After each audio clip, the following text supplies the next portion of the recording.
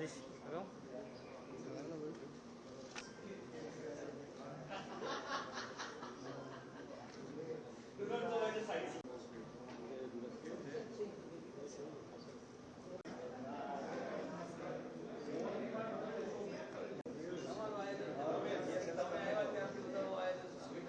शपथभाई शाह અને અંકિતભાઈ પટેલને આપ 21મી સદીમાં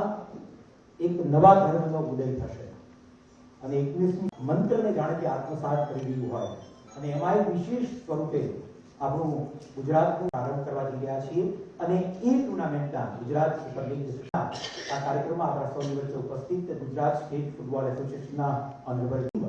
સુરત સ્ટ્રાઇકર્સના બોલર શ્રી અલ્કેશભાઈ પટેલ આ જોરદાર આયોજન શ્રી પરિમલ જસવાણીજીનું નાગર માનનીય પ્રેસિડેન્ટ શ્રી પરિમલ જસવાણીજીને આપના હસ્તે ગુજરાત થશો આ ટ્રોફીના અનાવરણમાં આપણી 6 ટીમ તેમના ટીમ કે આપ સૌ આ ટ્રોફી અનાવરણના સુંદર મજાના ઉત્તરમાં અહીંયા ઉપસ્થિત થશો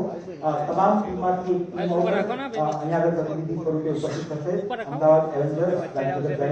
કર્ણાવતી નાઇટ્સ વડોદરા વોરિયર્સ જોરદાર તાલીમથી આપણે આ ટ્રોફીના અનાવરણને વધાવી લઈશું વિનંતી કરીએ માનનીય પરિમલ જસવાણીજીને આપના હસ્તે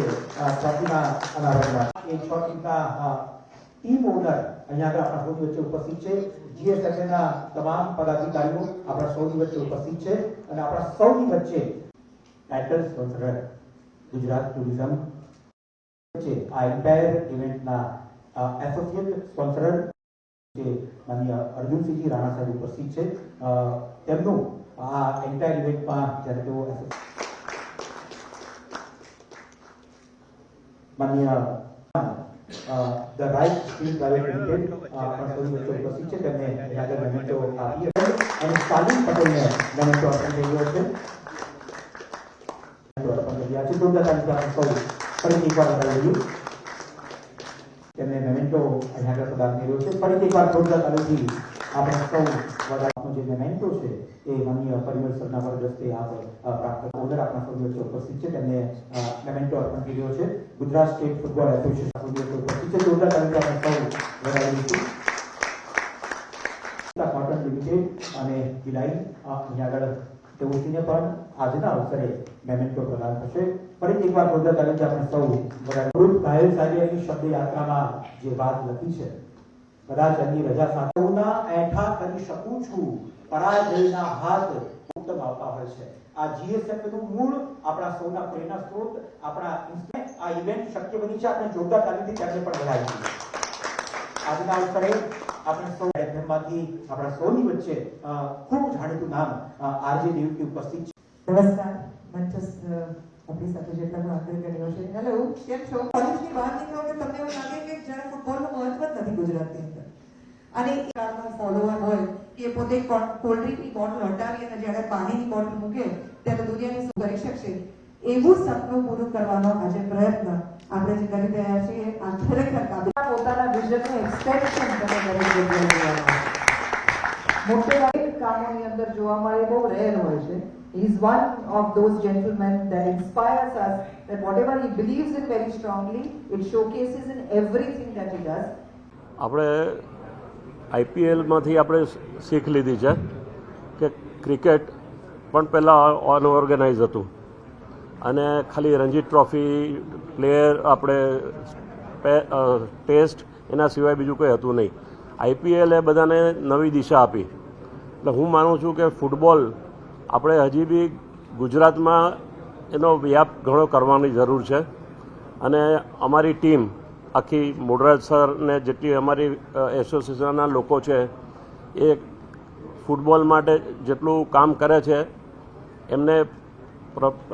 પ્રોત્સાહન આપવા માટે અને પ્લેયરને આગળ લાવવા માટે મને લાગે છે કે આ શરૂઆત છે કારણ કે દર વખતે આપણે જોઈએ છે વેસ્ટ બેંગાલ હોય કેરેલા હોય એ બધા લોકો ફૂટબોલમાં આગળ છે પણ ગુજરાતનું નામ હજી આવતું નથી બાકી ગુજરાત દરેક જગ્યાએ આગળ છે પરંતુ ફૂટબોલમાં મને લાગે છે કે આપણે શરૂઆત છે એટલે આપ સૌનો સાથ હશે તો આપણે ફૂટબોલને આગળ લઈ જશું અને અત્યારે જે 6 ટીમ આવી છે એને 12 ટીમ કેવી રીતે બનાય 12 ટીમ ત્યારે બનશે કે જ્યારે પાસે પ્લેયર હશે, અને જ્યાં સુધી ફ્રેન્ચાઇઝી આવશે ત્યારે જ આપણે ફૂટબોલનું પ્રમોશન પ્રોપરલી કરી શકશું. અને મીડિયાના ટીમ લોકોને અને ઓનરોને બધાને હું રિક્વેસ્ટ કરીશ કે ખાલી એક શરૂઆત કરવાની પૂરતું નથી, પરંતુ ફૂટબોલને પ્રમોટ કેવી રીતે કરવાનું પોતાના લેવલથી એ બધાએ હવે રેગ્યુલર કરવું જોશે, અને એક રિવ્યૂ કરવું પડશે કે ફૂટબોલને આપણે કઈ રીતે આગળ લઈ જઈએ. આમાં આપણે મેક્સિમમ ગુજરાતના પ્લેયર્સ જે સારા પ્લેયર્સ છે એમને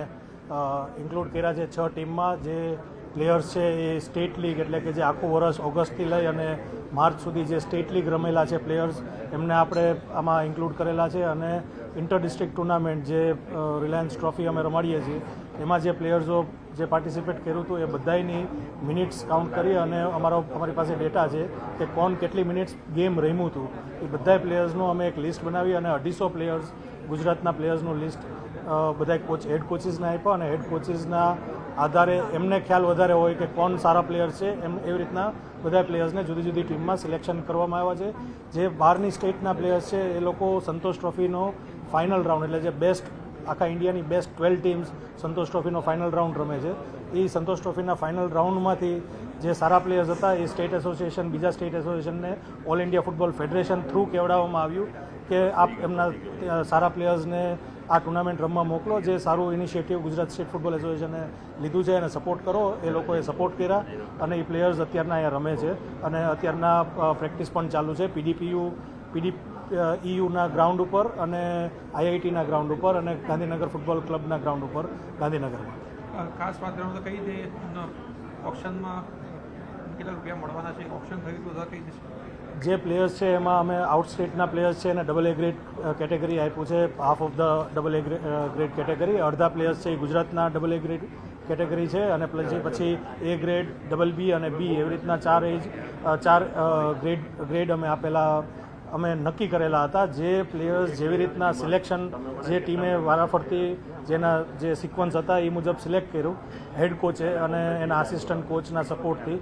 એ જે પ્લેયર્સ જેવી રીતના સિલેક્ટ થયા એ પ્રમાણે અમે એમને ગ્રેડિંગ આપ્યું. 6 પ્લેયર્સ જે છે એ ડબલ A કેટેગરીના, પ્લસ પછી 4 પ્લેયર્સ A કેટેગરીના, 4 પ્લેયર્સ ડબલ B કેટેગરી અને 4 પ્લેયર્સ B કેટેગરીના. આવી રીતના બધા પ્લેયર્સને અમે 2000 રૂપીસથી પર ડે 1000 રૂપીસ સુધીનું ડેઇલી એલાઉન્સ આપીએ છીએ. પ્લસ એમનું રહેવાનું, જમવાનું, ટ્રાન્સપોર્ટેશન ને આખી વ્યવસ્થા જે છે એ ગુજરાત સ્ટેટ ફૂટબોલ એસોસિએશને કરેલી છે.